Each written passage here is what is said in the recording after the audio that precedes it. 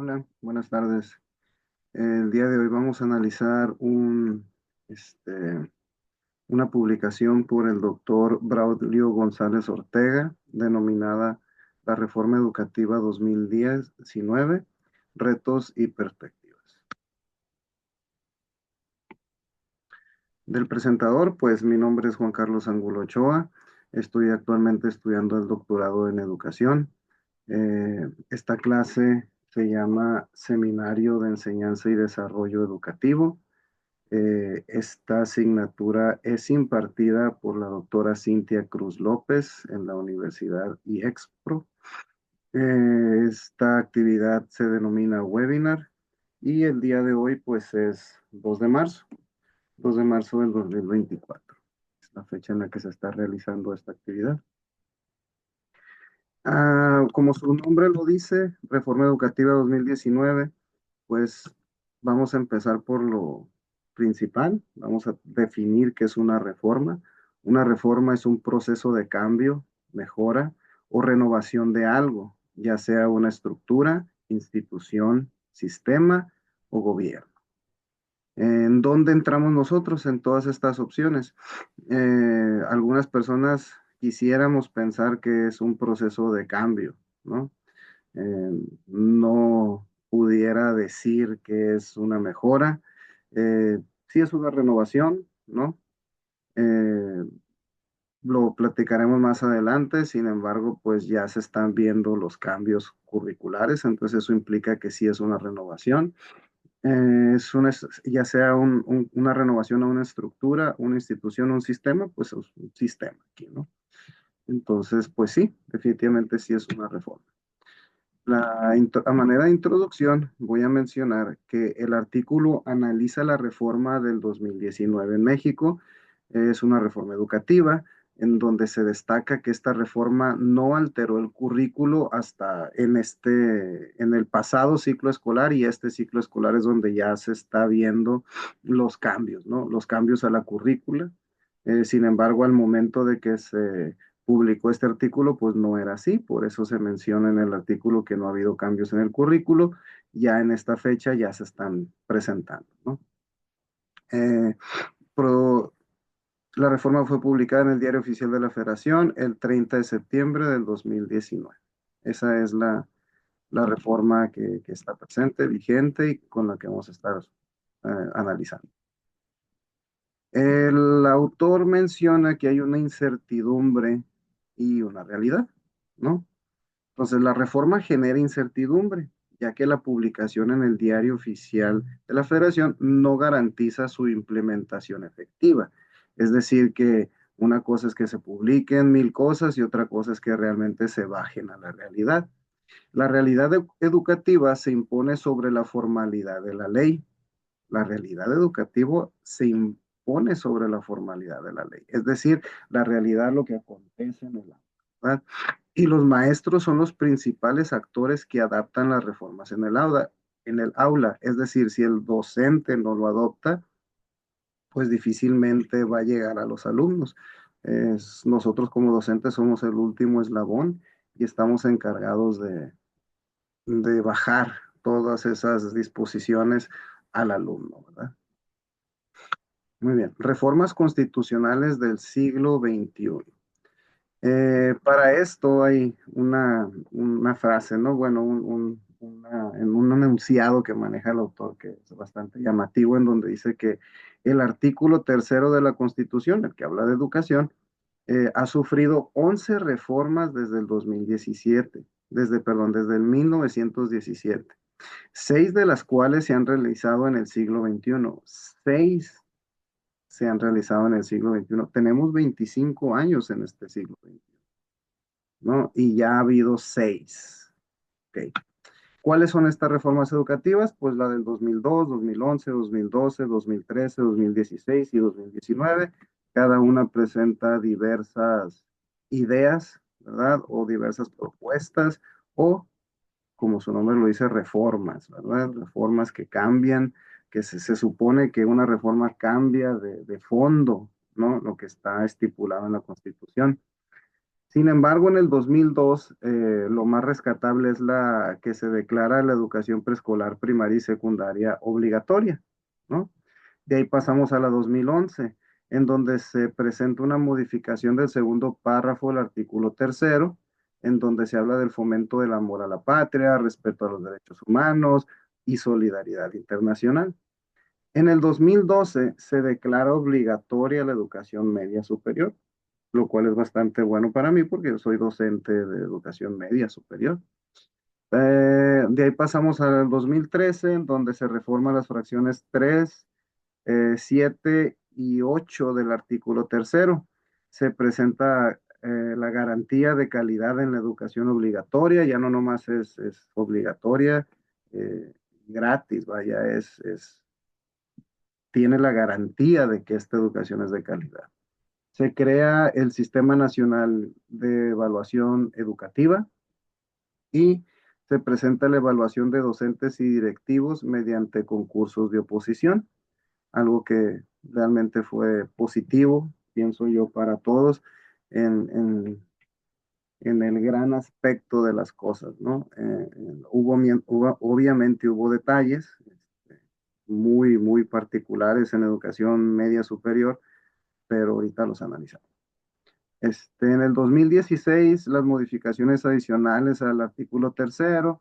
En el 2019, la revalorización de los maestros. Ahí también incluía la mejora de la calidad educativa, la creación del sistema para la carrera de las maestras y los maestros y la creación del Sistema Nacional de Ciencia, Tecnología e Innovación. El Sistema Nacional de Evaluación Educativa. Eh, pues, ¿cuáles son sus dos principales aspectos, ¿no? Que es una evaluación de calidad, desempeño y resultados del sistema educativo y está coordinado por el Instituto Nacional para para la Evaluación de la Educación, el INE. Ok. ¿Cuáles son los desafíos de la implementación de esta reforma del 2019? Se habla de diversos, ¿no? Para ser preciso, se habla de seis, ¿no? Muy, muy particularmente. El primero es la desigualdad en la oferta educativa, especialmente en la educación media superior. Se habla mucho, o se menciona, por ejemplo, el bachillerato de EMSAT. Yo tuve la fortuna de trabajar en ese subsistema. Está muy bonito. La verdad es que hacer llegar la educación a lugares tan lejanos es es una proeza de la educación. Aquí en Sinaloa, en donde yo radico, pues hay muchos EMSATs, y pues todos son de otra manera inaccesible la educación para este alumnado. Eh, Le falta, claro que le falta infraestructura. ¿Por qué? Porque también hay muy poco alumnado. Le falta plantilla docente, claro, pero pues se trata de avanzar con lo que se tiene. Se aventó la idea del ENSAT, se echó a andar, funcionó bien. El problema es que pues no creció, no se desarrolló de ahí, pues se quedó la misma estructura en donde hay un encargado de centro y cada uno de los maestros da unas tres o cuatro asignaturas. Entonces pues se complica precisamente en mi asignatura, que es inglés, pues se complica porque el maestro que da tecnología, lenguajes, también da educación. Entonces, perdón, también da inglés. Entonces, el maestro puede ser muy bueno dando español y muy bueno enseñando cómo manejar la computadora, pero se le da el inglés. Entonces, ese fue y ha sido un problema real, latente aquí en Sinaloa, en el organismo de EMSAT, del cual, insisto, es una intención valiosísima por parte de la educación. Sin embargo, no ha tenido un desarrollo apropiado. ¿Vale? Otro problema dice que es la desigualdad en la oferta educativa. Bueno, es lo que he mencionado, ¿verdad? Las deficiencias en infraestructura y recursos, pues es lo mismo que decía, por ejemplo, en el caso de EMSAT. Pues abren un centro, muy poca plantilla docente, muy poca infraestructura, uno o dos salones, tres cuando es una EMSAT grande, y pues no es suficiente. Pues también obviamente se tiene que tomar en cuenta que el alumnado no da, pues, no da para poder invertirle más a ese centro educativo. Eh, Falta de laboratorios, computadoras, internet, acervos bibliográficos. Claro, pues sí, todo eso falta, es indudable, ¿verdad? Sin embargo, las personas que trabajan en el SAD, y lo puedo decir por experiencia propia, son muy entregadas y tratan de resolver. Pero de que hay deficiencia, hay deficiencia en los planteles del centro de la ciudad, cuando más, pues allá, ¿no? En la sierra. Violencia en las escuelas, aunque la mayoría de las escuelas son seguras, se reportan actos violentos. Creo que sí, es necesario que estamos trabajando con jóvenes y se puede dar situaciones de violencia, de abuso, de acoso. Son situaciones que siempre están latentes. La drogadicción es algo que influye muchísimo en eso. El desinterés del alumnado, todo eso influye en eso, pero no creo que tengamos un problema gigantesco como lo tiene Estados Unidos, por ejemplo, que se ha dado casos extremos, ¿no?